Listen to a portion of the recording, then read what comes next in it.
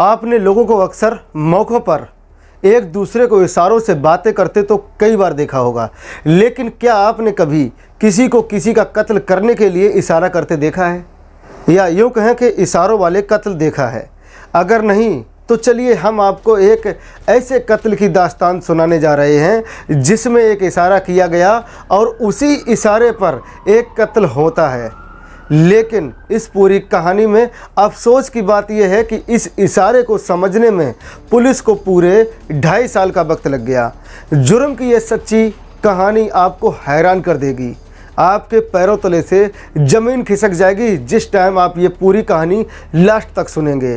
तो बने रहिए लास्ट तक और इस कहानी में आगे बढ़ते हैं। आपको बताते हैं, आप लोगों को अलग अलग मौक़ों पर एक दूसरे को इशारों से बातें करते तो कई बार देखा होगा, लेकिन क्या आपने कभी किसी को कत्ल करने के लिए इशारा करते देखा है?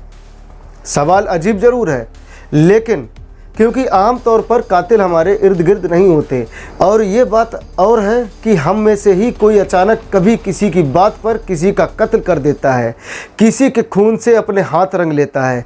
तो आज हम आपको एक ऐसा सीसीटीवी फुटेज की कहानी बताने जा रहे हैं जो अगर कैमरे में रिकॉर्ड ना हुआ होता तो कोई भी इस कहानी पर, इस तथ्य पर यकीन नहीं करता। इस कत्ल का असली मास्टरमाइंड वही है जिसका इशारा मिलते ही जान जाने वाले शूटर ने मकतूल का काम तमाम कर दिया।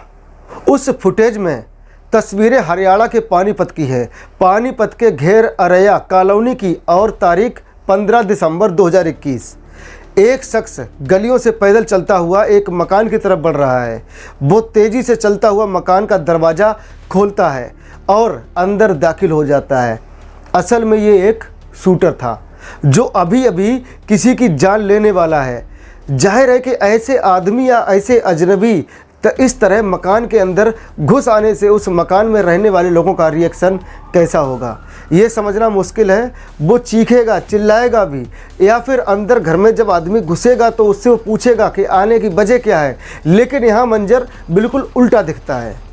शूटर मकान के अंदर घुस आया है और अंदर किचन से उसी घर की एक महिला इस शूटर को देखकर इशारों ही इशारों में कुछ बातें करती है। ध्यान से देखने पर पता चलता है कि शूटर उससे क्या इशारा करता है और बदले में घर की महिला शूटर को क्या इशारा करती है। इशारों वाली ये गुफ्तगू महज 23 सेकंड की है और इस 23 सेकंड की इशारेबाजी में ही कत्ल की एक ऐसी और भयानक साजिश का सच छुपा है जिसका पता लगाने में पुलिस को पूरे 2.5 साल लग गए। वो भी तब जब पहले ही दिन से कत्ल की ये वारदात सीसीटीवी कैमरे में कैद हो चुकी थी। अब इसे इत्तेफाक कहें या फिर कुछ और, इस सीसीटीवी फुटेज के होने के बावजूद पुलिस इसके पीछे की कहानी नहीं समझ पाई, या फिर इस कहानी को समझते समझते उसे इतना वक्त लग गया।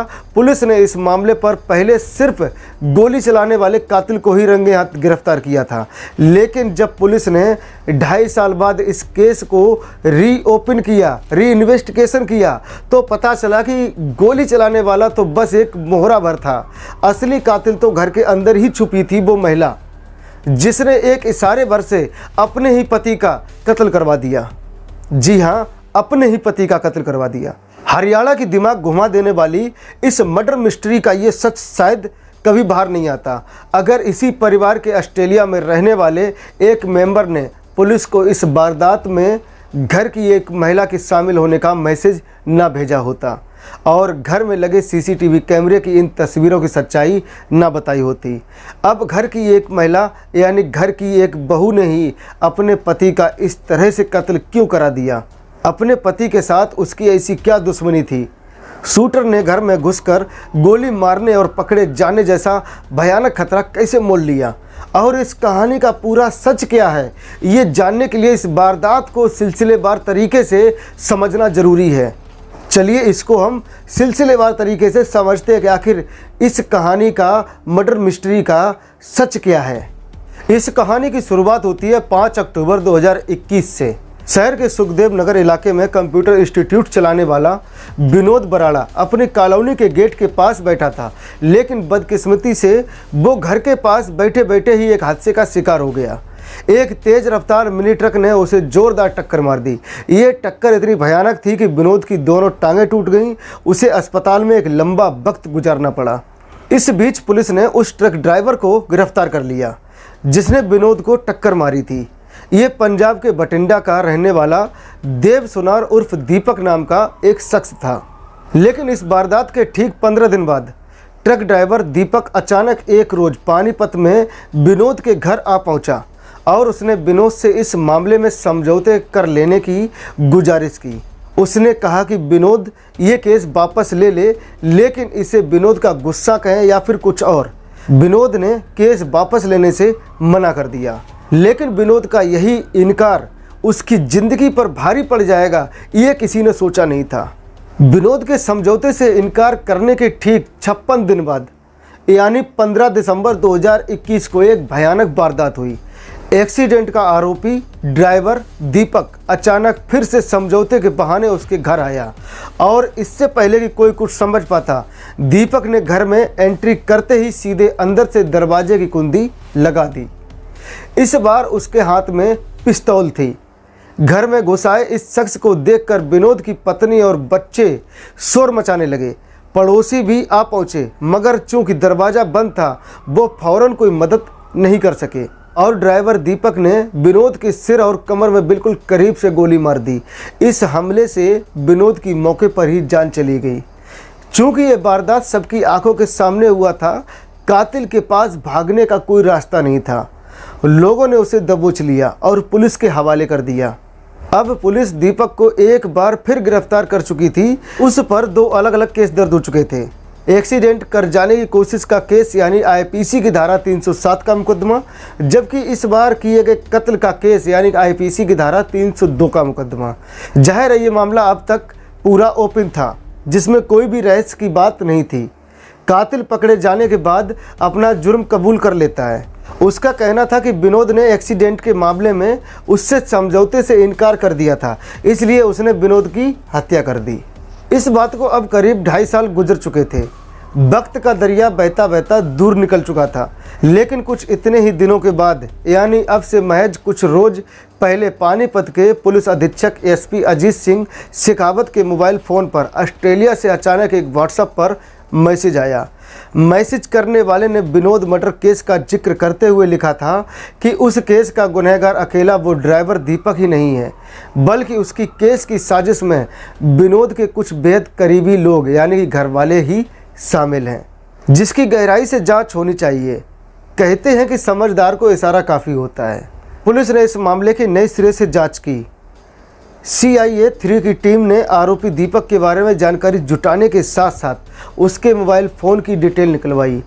पता चला कि बठिंडा का रहने वाला ड्राइवर दीपक हरियाणा के ही गोहाना के रहने वाले सुमित नाम के किसी शख्स से लगातार बात करता है। दीपक तो खैर 2.5 साल पहले ही गिरफ्तार हो चुका था, लेकिन अब सुमित नाम का वो शख्स भी पुलिस की रडार में आ चुका था।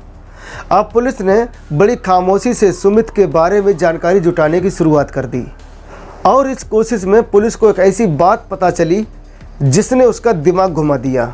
सुमित नाम के इस शख्स की मारे गए कारोबारी विनोद बराड़ा की पत्नी निधि से काफ़ी बातचीत होती थी। ना सिर्फ बार बार बल्कि लंबी बातचीत होती थी।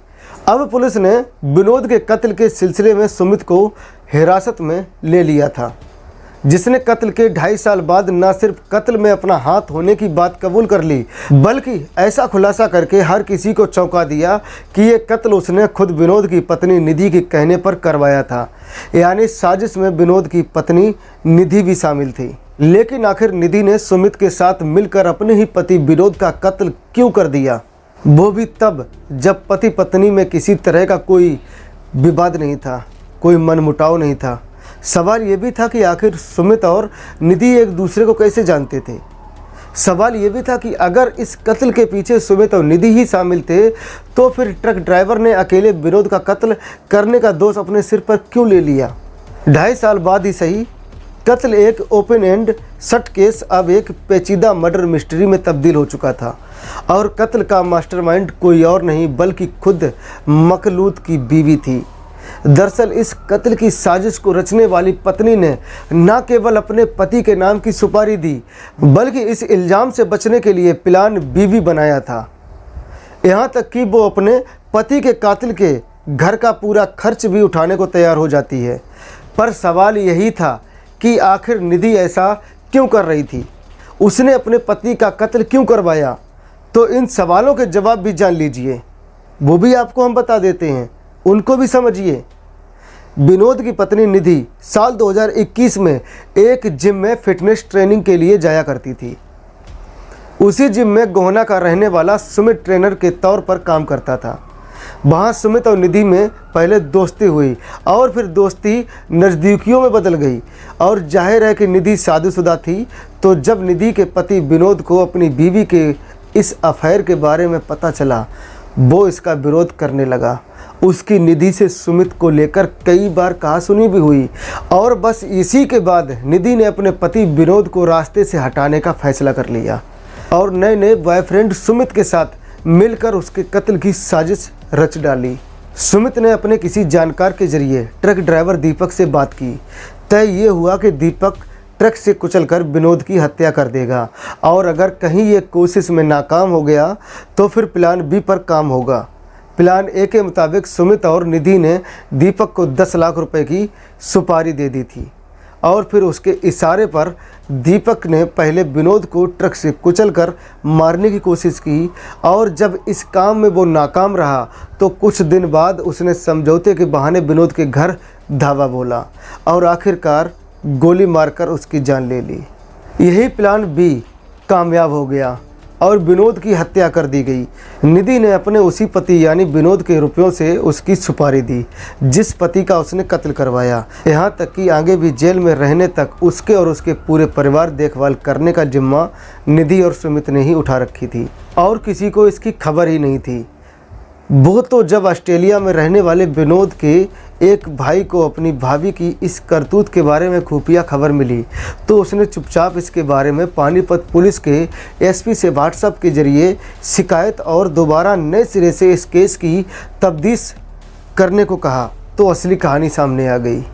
हालांकि इस स्टोरी को सुनाने में मैं किसी का दिल दुखाना नहीं चाहता हूँ, ना किसी को तकलीफ़ देने का इरादा था।